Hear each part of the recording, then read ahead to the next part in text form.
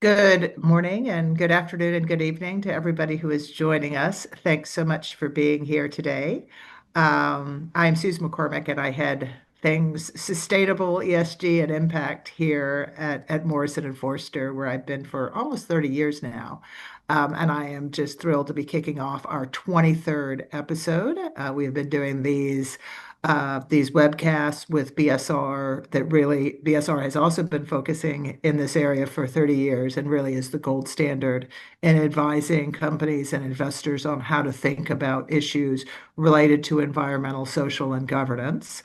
And particularly what is now being known as responsible or ethical tech, which is nothing new, but is obviously getting the spotlight, particularly with the increasing focus on AI.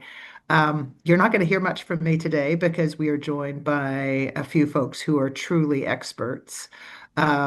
First, we're very pleased that Mohamed Nanabhay is joining us. He is the managing director of Mozilla Ventures, which is really a first of its kind impact venture fund that is backing and focusing on investing in startups that are building a more ethical, privacy respecting, and healthier internet.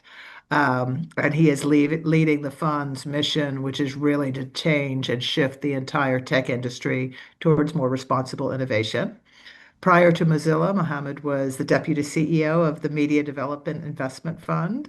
He was the head of online Al Jazeera in English, and he also founded Qatar Living, which is the country's largest online community platform. So I think he has a wealth of operational experience in addition to governance, in addition to investing, in addition to board, because he served on the board of Mozilla Foundation, Global Voices, Creative Commons, and the World Economic Forum. He holds a degree in computer science from the University of Switzerland. I know I murdered that, and a master's in international relations from the University of Cambridge. So second, we have my partner, Stephanie Sharron. Stephanie is one of the top technology and life sciences partners who, for almost as long as I have, has been advising companies, small and large, on tech transactions and IP. And she is really one of the first attorneys at any firm to focus on the intersection of technology, ethics, and innovation. And in fact, works with collaborative groups at Santa Clara University. Um, and at Cornell, where she lectures on law and entrepreneurship. So thrilled that we have Stephanie's voice as well. And finally, as I mentioned, we're partnering in this initiative with BSR, and very pleased that Hannah is going to be leading the discussion. She is the Director of Technology and Human Rights at BSR. And she really focuses on helping companies develop and deploy emerging technologies that integrate human rights into products, policies, and strategies. She also focuses on human rights due diligence in areas such as generative AI, facial recognition, effective computing, and surveillance. And advises obviously on, as does Stephanie, on the evolving regulatory frameworks. Prior to BSR, she worked with some of my friends at school, and she has led the anti-human trafficking initiatives. So, Hannah, with that background, okay, if I turn it over to you. Absolutely. And thanks so much, Suze, and thanks for having me here today. And welcome, everyone. Thanks so much for joining this webinar on responsible technology. As mentioned, my name's Hannah Darnton, and I will be helping to moderate the discussion today. So I thought I'd kick us off with a little bit of background on responsible technology. When we talk about responsible technology, we're really referring to the intentional design, development, deployment, and governance of technologies in ways that uphold human rights, avoid, prevent, and mitigate against harm, and support long-term societal well-being. And this encompasses not just AI or generative AI, which is what we hear a lot about today, but really the full spectrum of technologies from facial recognition to surveillance tech to social media, cloud infrastructure, and all the other technologies that really shape our lives, economies, and institutions today. So responsible technology means not just asking, can we build it, but should we build it and for whom? It's about embedding foresight and accountability into each and every phase of the technology lifecycle, from early ideation and procurement to the design, development, implementation, and ongoing use of the tech. It also means, importantly, listening to the people and the communities who are most affected, who we often call rights holders within the human rights space, and especially those who have been historically left out of the decision making or the dialogue around technology and how it's used.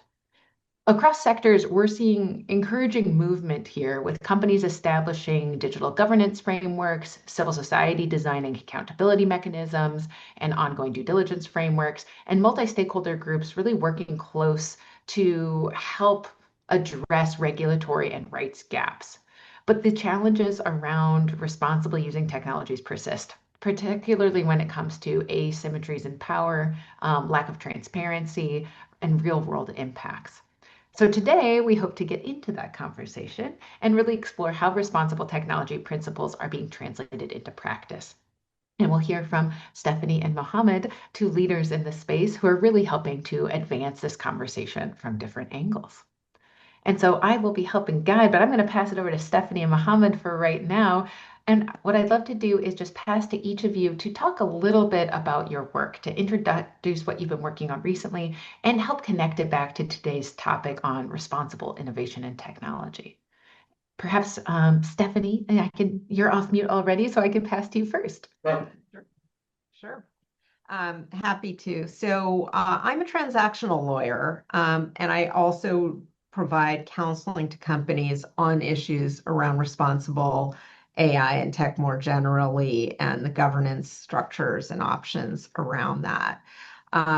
When I say that I'm a transactional lawyer, what that means is that I work on deals. I work for our clients on putting together partnerships, structuring them, and then helping negotiate the terms of those agreements. And in doing that, these issues arise sometimes directly, sometimes indirectly.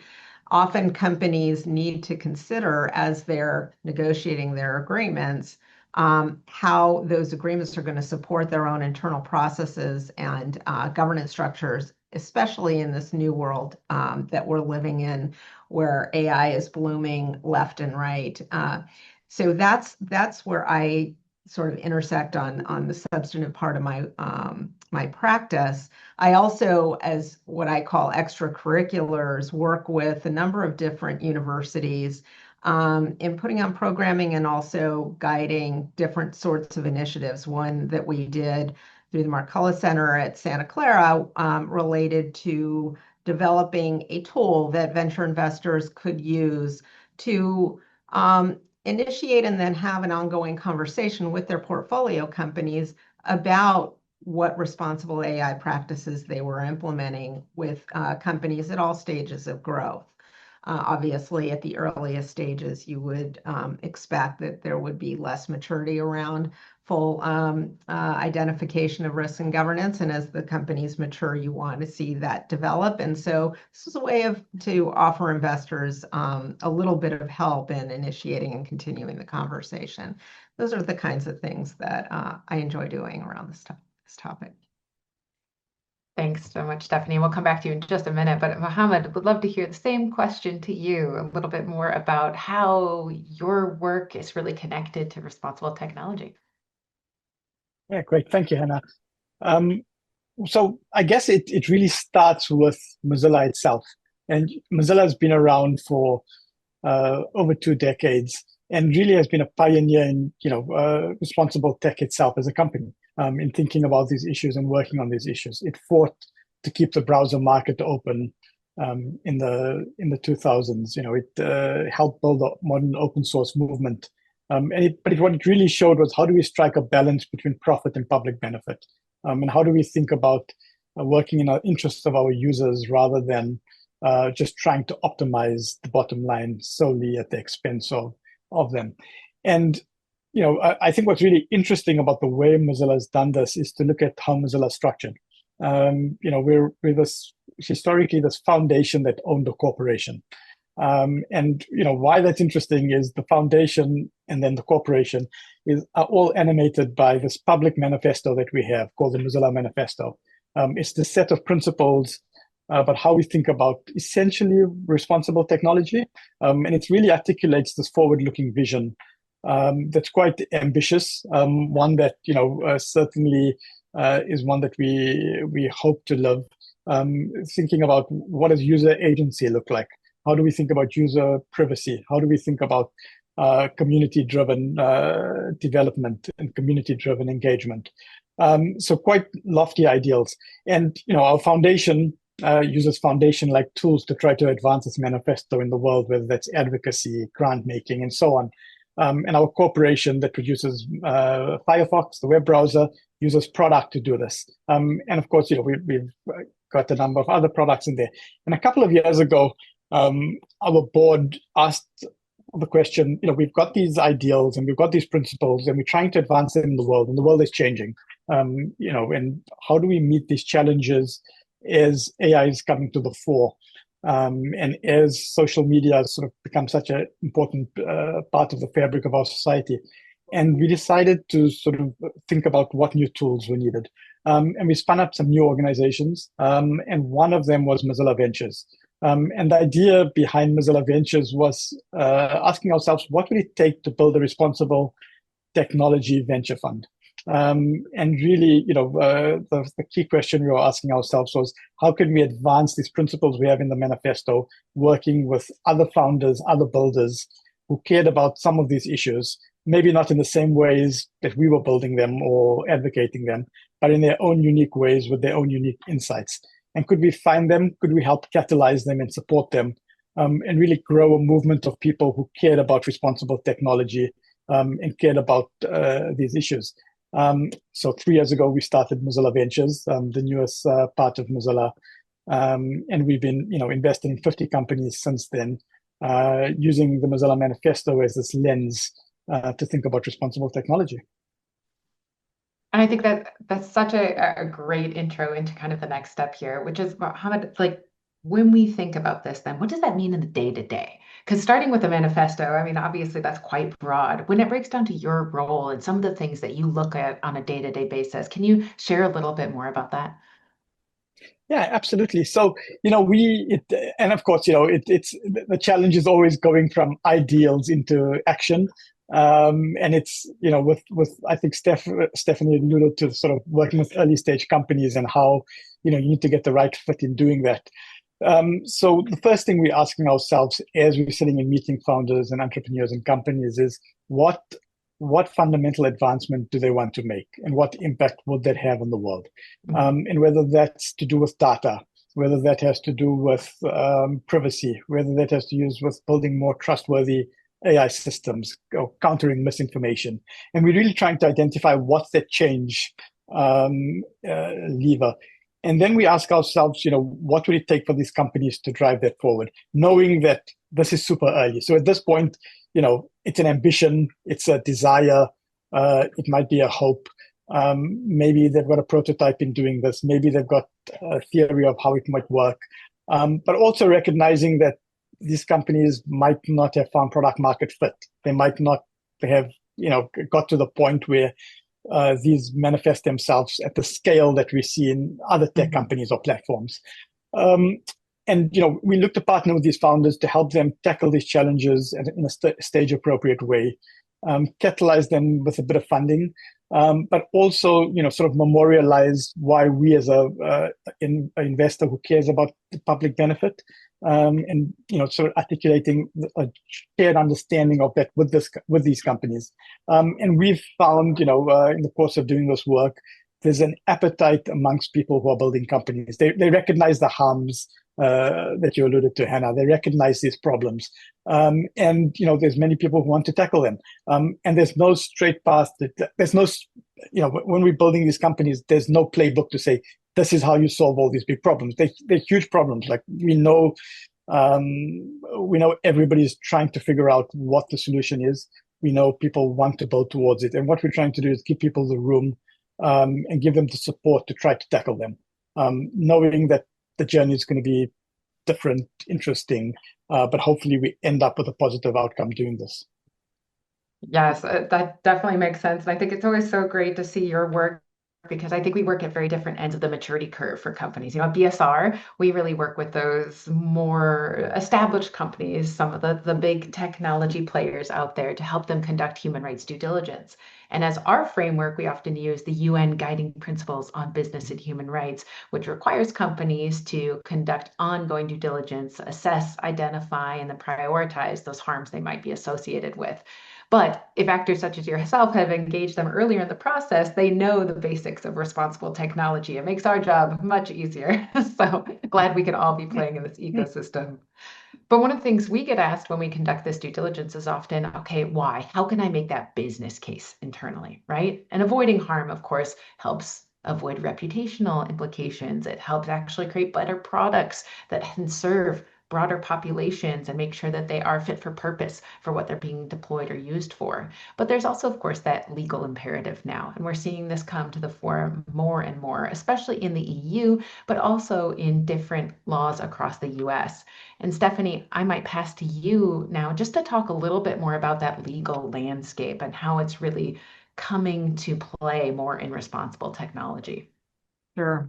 So I think that the best word that sums up what's happening here in the U.S. is fragmentation. I mean, this is a complicated legal landscape. We're in an interesting time because AI is not new, but the technologies today, the AI technologies today, and in particular generative AI and some of the newer modeling models raise different and more significant risks and challenges. And at the same time, there's tremendous competitive pressure, not just among companies, but even among nation states, as we saw with the White House's release of its AI action plan this week.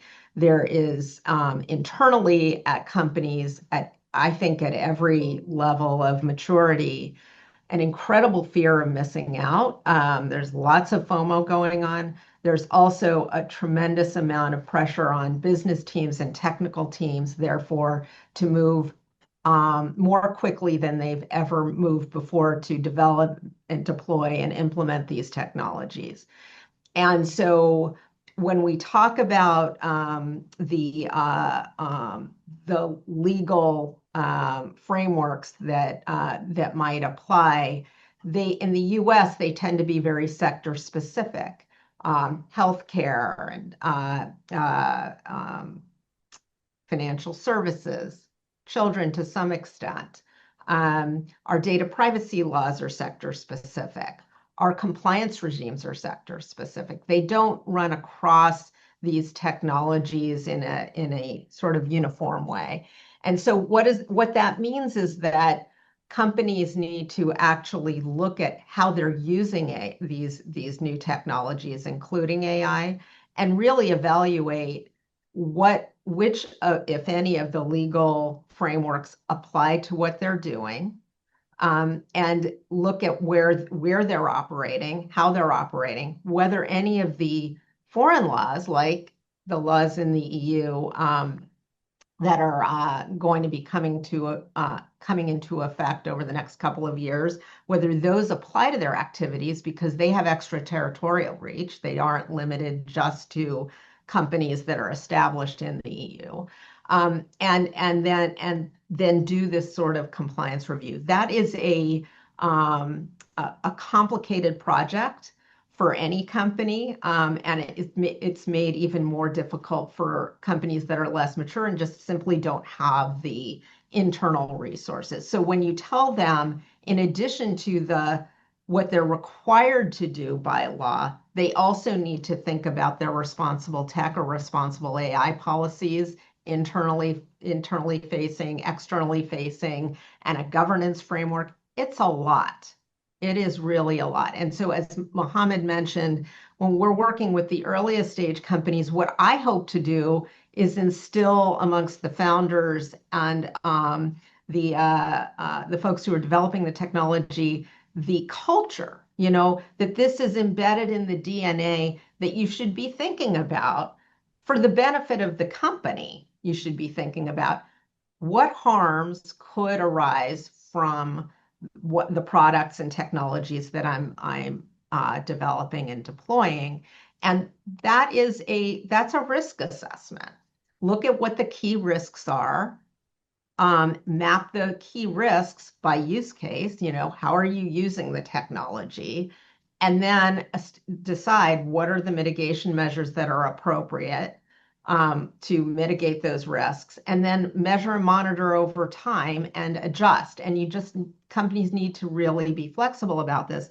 And if you boil it down so that they don't feel like they have to implement this huge program, but they can, really hone in on what's relevant to them, what the key risks are for them, then I think you tend to get a more receptive audience, even in this very frenzied environment.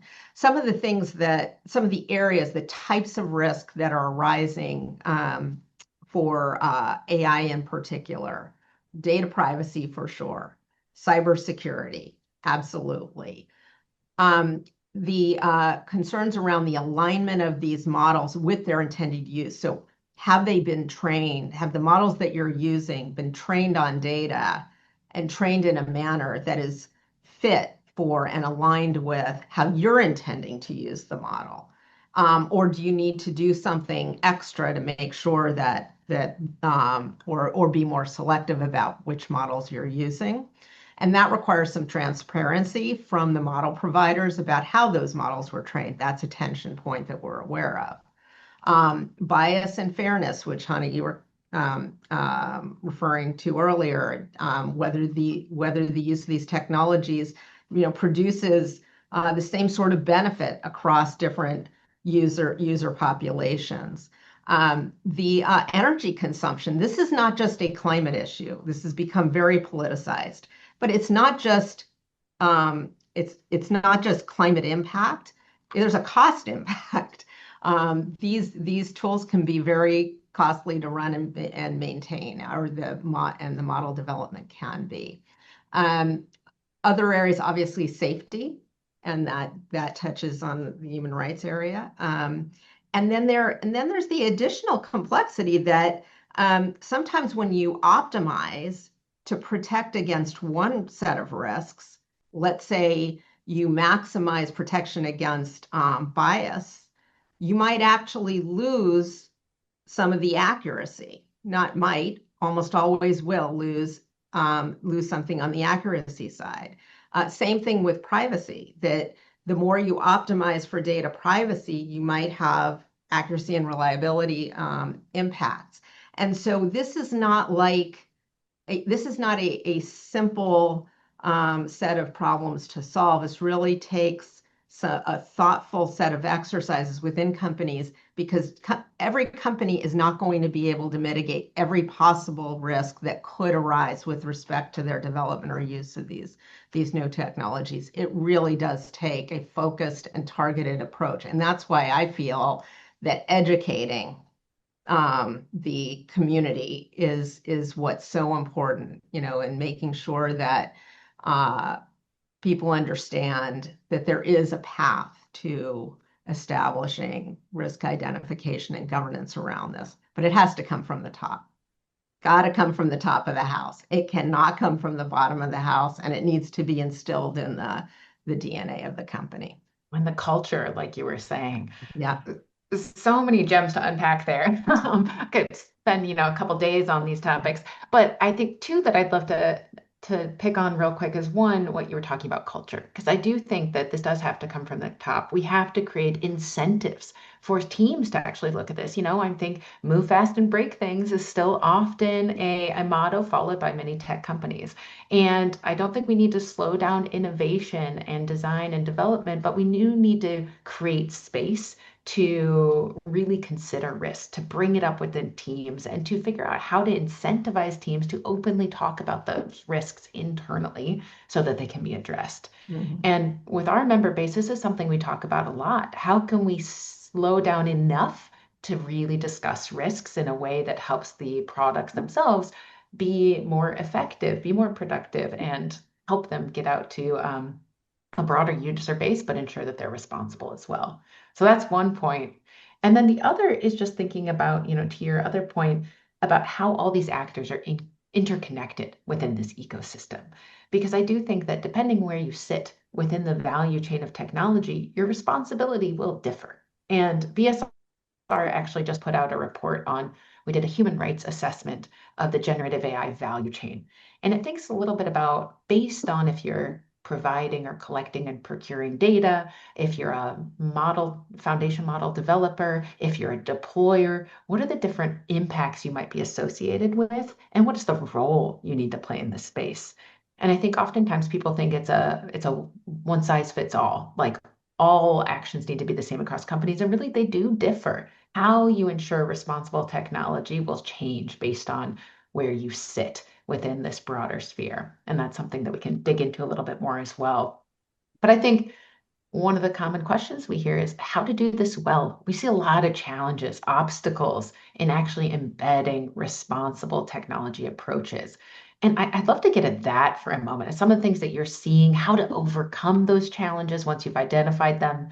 Mohamed, perhaps we'll turn back to you first just to talk about some of the difficulties startups face in actually balancing that speed versus responsibility component. Yeah, no, that's a great place to hone in on. But I just want to sort of comment on something that Stephanie said earlier, Of course. which I think was really interesting as she, articulated the problems around governance and compliance as people are deploying these technologies, especially with AI, and how that's become so important. And it's crazy to think that 3.5 years ago, we didn't have ChatGPT, but suddenly we're in this world where everybody, including our lawyers, are talking about model risk and the training data that goes in, right? So we've moved so quickly in the world to get to this point, which I think speaks to the point you're making about how fast everything is moving. And I think what's really interesting about this governance question is, as much as we're trying to address it with companies, when we started looking at the AI market, and prior to ChatGPT, was when we started doing this work. We recognized that this governance was a real gap. We knew it needed to be there. We knew that maybe in highly regulated industries, there were people who cared about it because they needed to care about it, and just part of their jobs, whether you were in financial services or healthcare. But we knew as AI was making its way through the technology stack into different organizations and even into these highly regulated industries in different ways, governance and compliance was going to be a big issue. And we realized that people didn't have the tooling to be able to sit and audit what they were deploying. They didn't have the tooling to know that there's some data science team somewhere who's working on a model, and how does it make its way to production where suddenly it's touching users and making decisions. I think whenever we have these technological shifts, there's always this interesting moment between people building things being research projects, things being a little hacky, interesting thing, and then suddenly it's everywhere and being deployed everywhere and being used. It's often, it's not by malintent.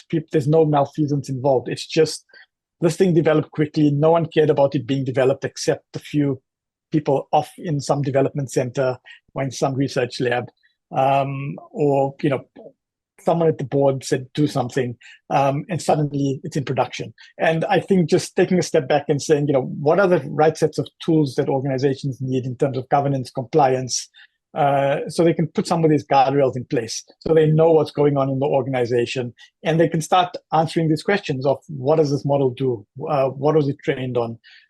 Did we test it robustly? Where is there a bias, and so on? And we very quickly realized this and went and invested in a number of governance companies, and largely because we thought this needed to be developed and this field needed to exist. And what was really interesting about all these AI governance companies was the people who went into them and started these companies and built these companies cared about these questions deeply. That's why they were building AI governance tooling rather than anything else in the AI stack, right? Building anything else, you could move much more quickly, right? And you can do all these fun and interesting things. I don't think anybody's thought governance and compliance is fun and interesting. I started off doing some compliance work in my early career, so certainly there are people who love this work. But it was important to build that field and build that sector. And we often felt that it was the EU AI Act that would drive a lot of adoption in organizations. I think it's been our experience with our portfolio companies that it's taken a bit longer than we expected. People have been talking about governance, people haven't been doing it in the right way. But suddenly it seems like we're at this precipice where everybody's taking it seriously, everybody's going to start deploying this and start looking at these. So I think it's a hopeful time where people are now caring about it. And it seems with AI, in a way, all these risks that we're talking about with technology were similar risks that we were speaking about a few years ago, where they came to other large platforms, except there's a scale issue today and there's a speed issue today where suddenly it's touching vast amount of users, vast amount of data in very material ways where previously we thought we had scale in social media. And I think there's just a different sense of scale today. Definitely. And yeah. So I think it's one of the things we thought about as we started building out this governance and compliance portfolio of companies and startups. One of the questions we came back and asked ourselves earlier this year is, as we're looking at all these new risks, one of the opportunities is going to be companies using AI to try to solve these problems as well. Right. So it's not just trying to govern the AI, but it's trying to use the AI to solve some of these challenges.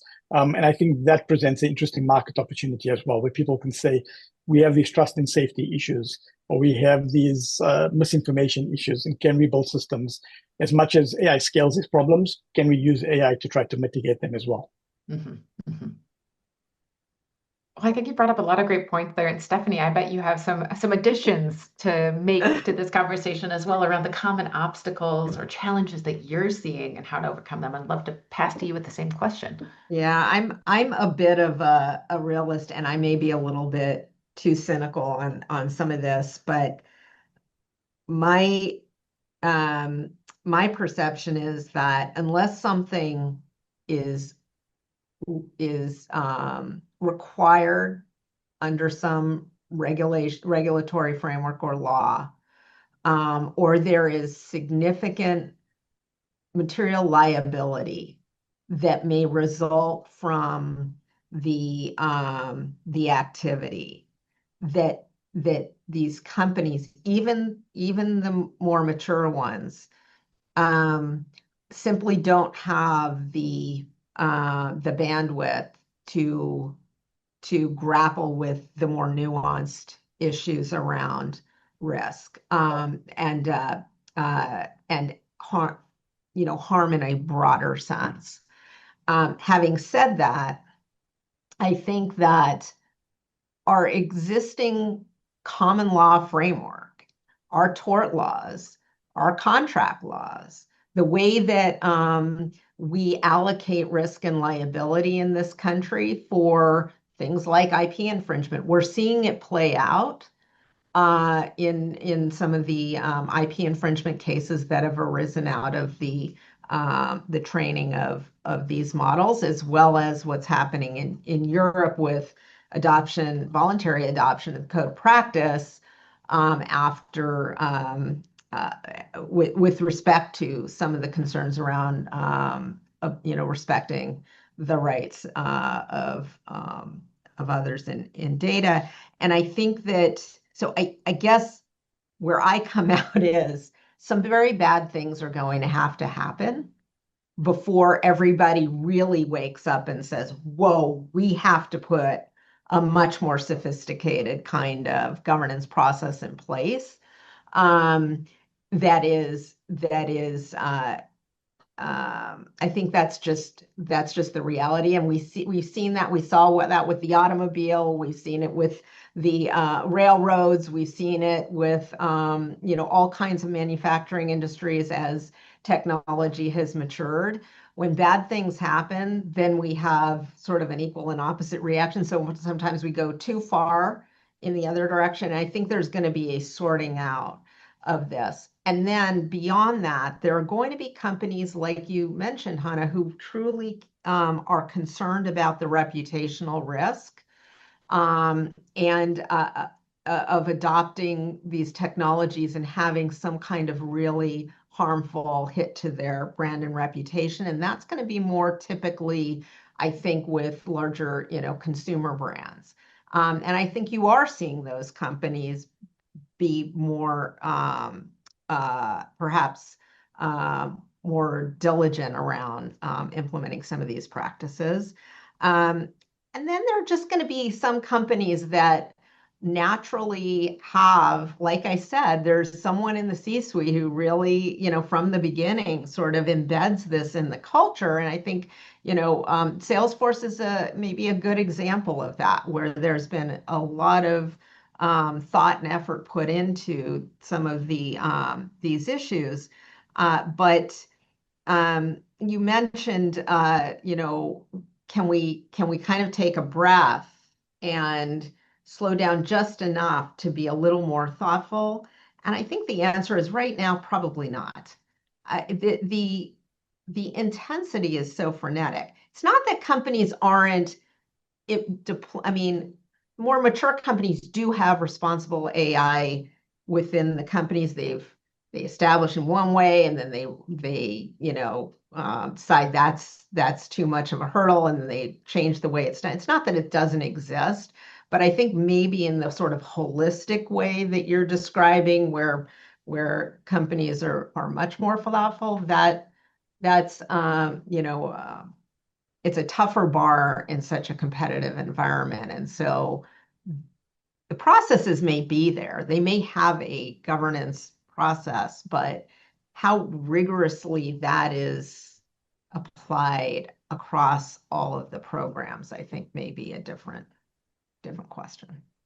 And I think that's maybe where the solution is, we often, when talking to our companies, I feel like I'm a bit of a broken record on this, but I'm always saying you don't have to build new processes. You have risk assessment processes that exist already. So how do we bring human rights, societal risk considerations into those existing processes? Most companies I talk to have very robust ERM systems, enterprise risk management systems. Mhm.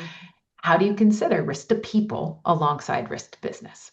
And I think that doesn't have to be a huge challenge. We don't have to create new parallel systems running alongside these. We just integrate it in. And that takes time. That does take a little time to figure out how to integrate. But once it's integrated, you're running a one process for all risk assessment. And I think that's where the real solution comes in to help, maximize efficiency and how you're actually deploying resources to do this. I do think that many of the companies that we've worked with have had to start doing this already because of European regulation. The Digital Services Act, the EUI Act, even if it's not fully enforced yet, and looking at the Online Safety Act in the UK, some of the Australian laws, as well as CSDDD and CSRD, a lot of these do require in some way, shape, or form assessment of risk to people. Mhm. And so it's coming, even if it's not in the US fully yet, there are a lot of different catalysts and other geographies that are pushing some of the bigger companies to focus on this, the multinationals. Right. And I think that's going to set a baseline for how we think about these things. And I think the question is, how do those companies that are only operating in the US, how are they navigating some of these when they don't have that legal imperative from the EU or other geographies? Yeah, really good point. The one other thing I would mention that's really, I think, somewhat specific and unique to AI is the potential for worker displacement. Yeah. And I think this is going to be a tremendous issue. Of course, everyone's already talking about it, but actually, there's a gulf between developing the technologies and making sure that they actually work and that they are accurate, reliable, safe, et cetera. And then what if they are, and the result is that you have massive worker displacement. And I think that is an issue that we just at least here in the US, we have not gotten our heads wrapped around yet. I don't know if anyone's figured out that one quite yet. I feel like we're still trying to figure out the solutions as we build the plane, if you will. Right. Yeah, Right. yeah. Well, we've talked a little bit about the legal imperative here and what we have to focus on from a legal perspective. But I think it'd also be great to talk about from an investor perspective a little bit more deeply of what role the investment really plays in shaping the future of responsibility or responsible technology, rather. And you've gotten to this a little bit, Mohammed, but would love to think about how investors can really get in the weeds to encourage responsible practices without compromising that growth or innovation. Maybe we can touch on that side of the coin for a moment. Yeah, and I think that there's a really important role for investors, but I think you end up with a similar dynamic you're both describing about, what's the maturity level that a company needs to be at to be able to do risk assessment, right? And it's the same thing for the investors. What, level of maturity do the investors have where they care about this and are then driving this, with their portfolio companies, and so on? Because, if they don't care, and are just focused on, we need to find entrepreneurs, we're going to grow, and we don't really care about what else is happening, and what the unintended consequences are, we're not going to drive this field forward. And if the investors are leading in this way, it's hard for a founder to really pay attention to it unless it's something that culturally the founder cares about, right, and is embedding in the company. Because investors can play and often do play such an important role in the company's governance. For young startups, the first investors are often helping them set up the company and thinking about the structure and the shareholding agreement and so on. And at that point, if investors are saying you should be considering these things, not in a burdensome way, but in a way that's forward-looking and stage appropriate, I think it sends a positive signal to the founders of these companies. And the founders who care about these issues will use it to sort of embed it in their culture. And knowing that they have the support of a board member or an investor will really embolden them to lean into those instincts. And we've all got these competing instincts, and what we really hope for is that we can pull the right levers and have people start caring about this in a meaningful way. So I think by doing this education with investors, and just as they start thinking about this, thinking about their own responsibility, and I think it really matches very much what you're saying about companies and their own maturity levels, and thinking about their risk practices.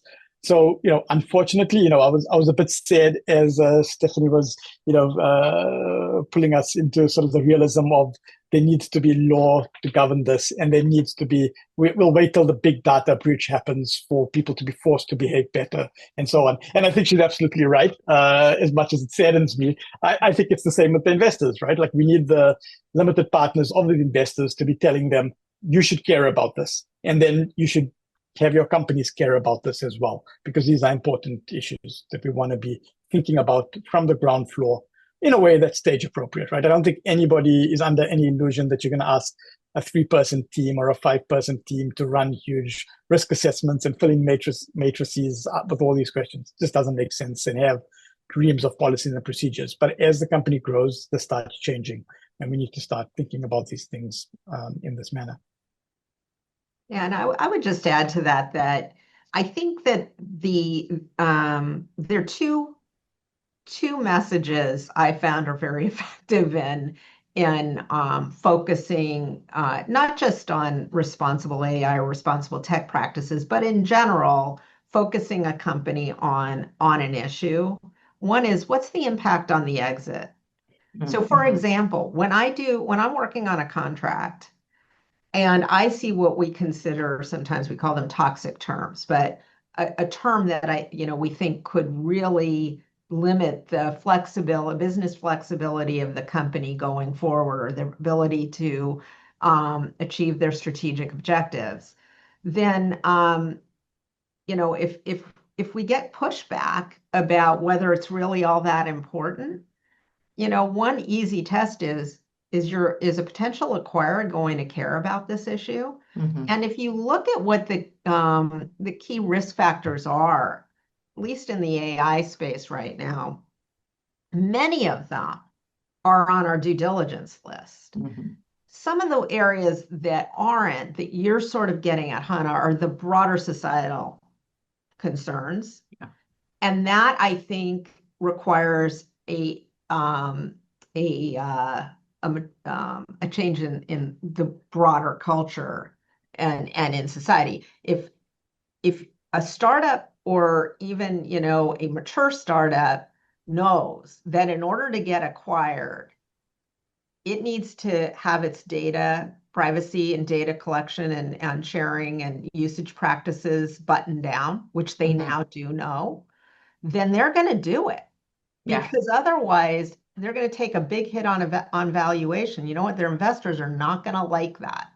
And the same thing on, some of the other areas that we've talked about. It's just that we don't know yet. We, in the broad sense, I think, don't really know, because a lot of the technology that's moving through development to deployment right now a lot of them are like Mohamed was saying, research projects, essentially.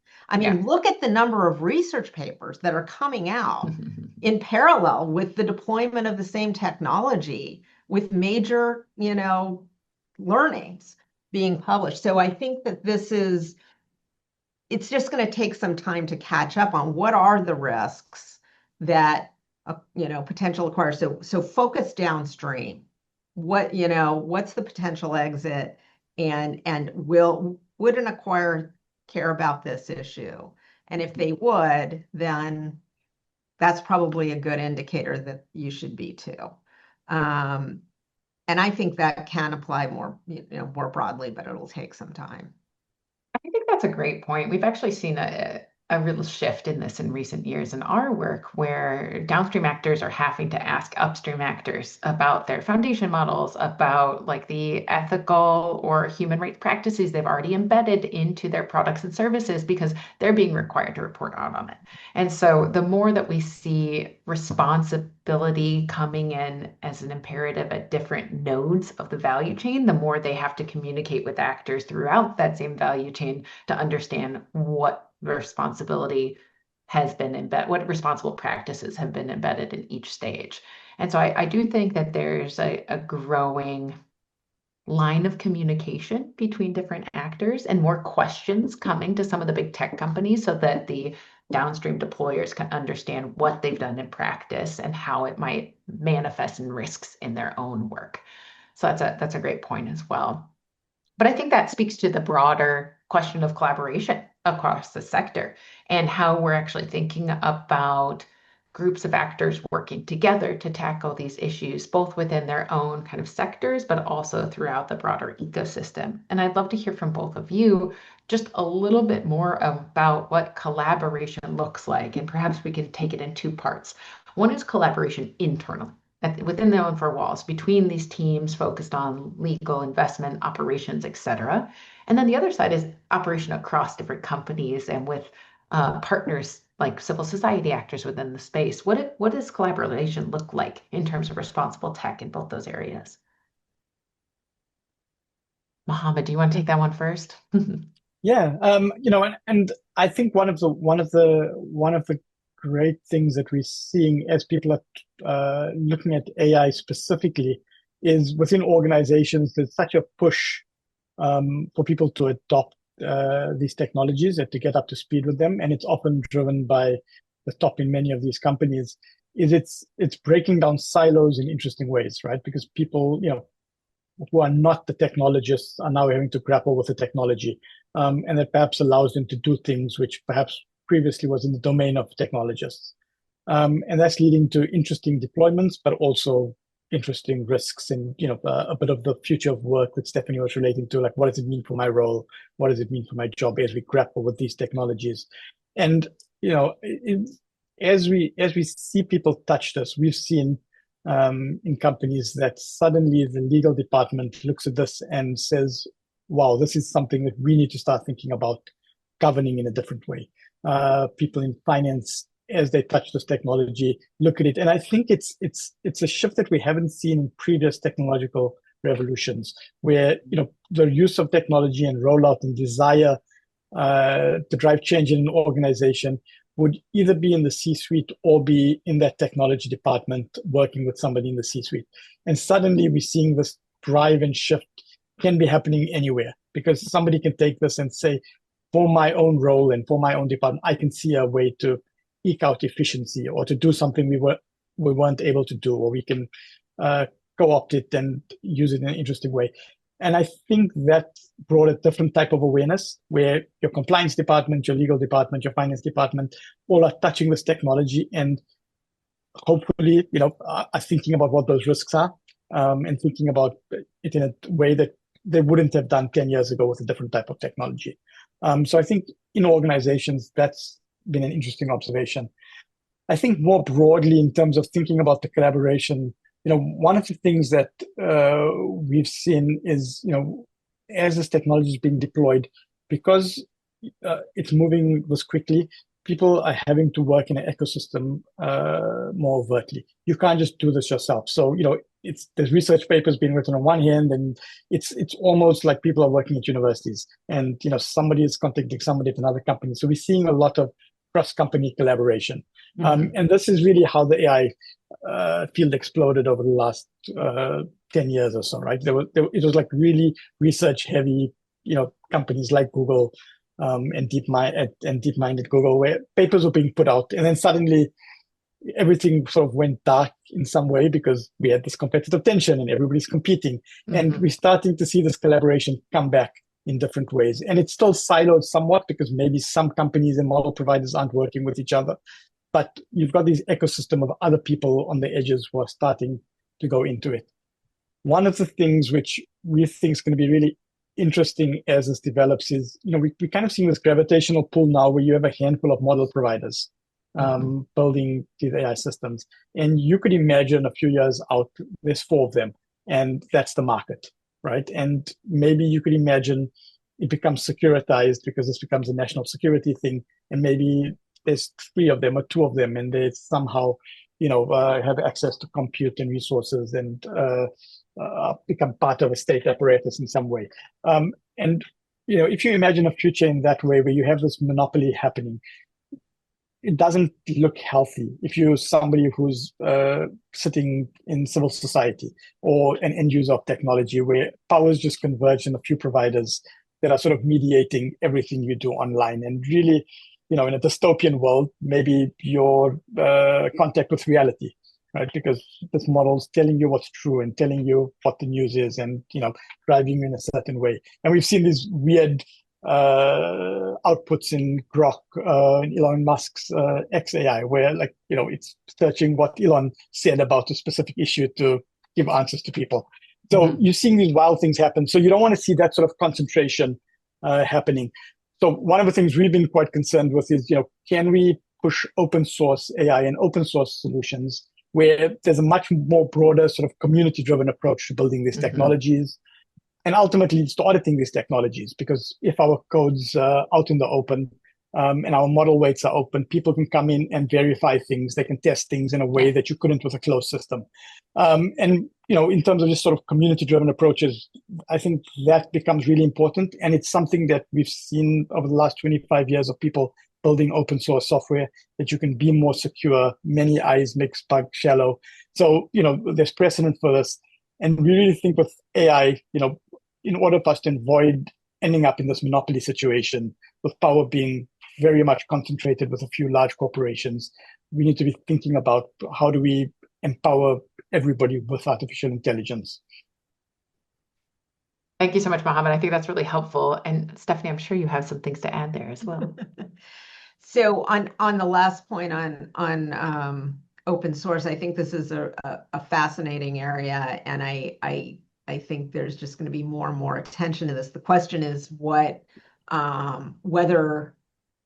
we'll be able to develop the cybersecurity protections around these open source models, maybe self-destruction or other approaches, so that if they do become kind of the subject of attacks or model poisoning, that we can protect against kind of the broader harms that could result from that, and assuming that is coming and that eventually we will get there, then I think that could really change the whole conversation around open versus closed source. I mean, um, there's just tremendous interest in it, and actually the AI action plan did have support for development of open source, which I thought was interesting. In terms of collaboration internally, I think one of the real challenges right now is that the technology is just really nascent. And so a lot of the pilots are stalling out because while they can prove things out to a point, once they try to scale these technologies across, basically scale them, that they're running into more significant issues. So I think that the the collaboration between the developers and the deployers to try to and external parties like consultants is intense to try to see whether they can break through. And I think again, this is just evidence that this technology was really not mature when it started to get deployed out, and that there's going to be a catch-up process. And maybe that'll offer some of the breathing room, Hannah, that you were talking about to kind of take that step back. The other thing I think, we talked about the exit. The other pressure point for developers of these technologies is what the customer needs and what they demand. And I think that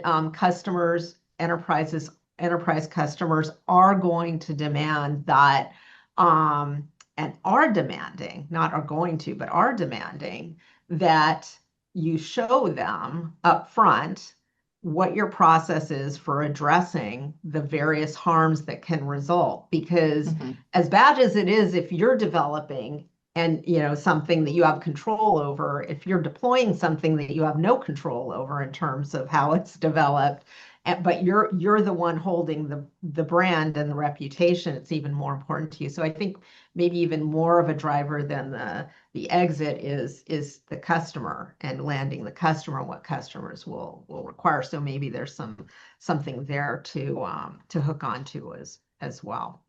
I do think deployers are starting to ask more questions, require more transparency, more understanding of risk assessment and risk governance. So I completely agree with you. And I think they're starting to get a little more dangerous in the questions they're asking. I mean, they're in terms of the capacity within companies to actually unpack these things. But I know we are actually almost at time. And so we might want to wrap in just a moment. I see Sue's coming back to help us close. So perhaps I'll give everyone 30 seconds to kind of wrap reflections and final thoughts. And really what we'd love to hear, I guess, as we wrap this is, what's the most critical action businesses should take to embed responsibility into their innovation strategy in a way that's both scalable and sustainable? Stephanie, do you want to go first?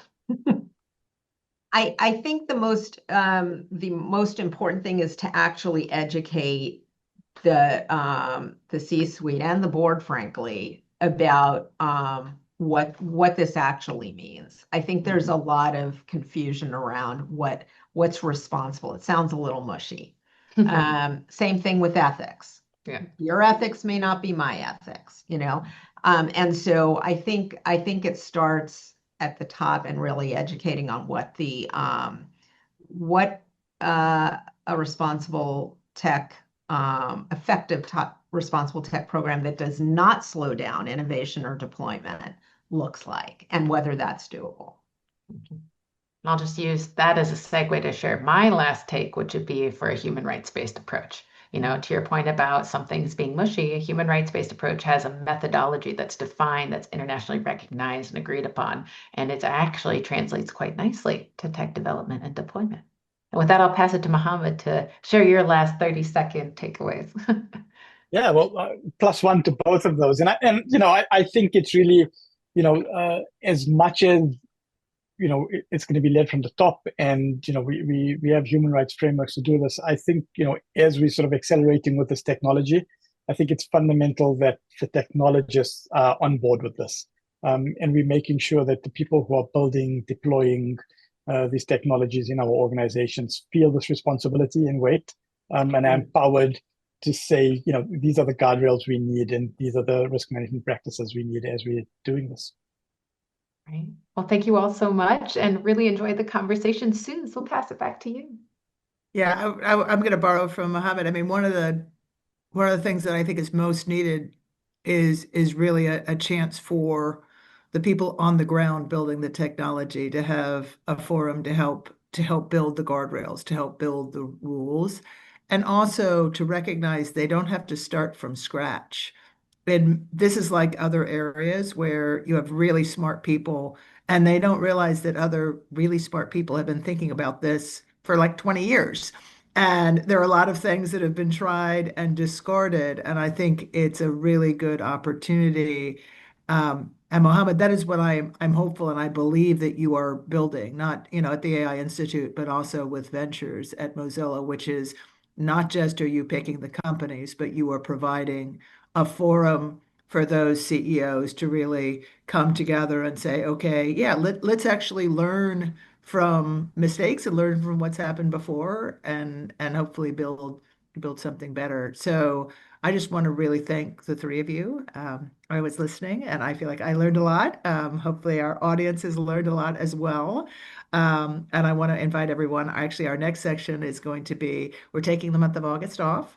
I'm going to be going up to Edinburgh and seeing Mohammed, but we're going to be back in September, and Climate Week will be doing it in person. Aaron and I will be doing it in person, BSR series in New York. So we look forward to seeing you then. Thanks so much. Thanks so much, all. Thanks. Bye.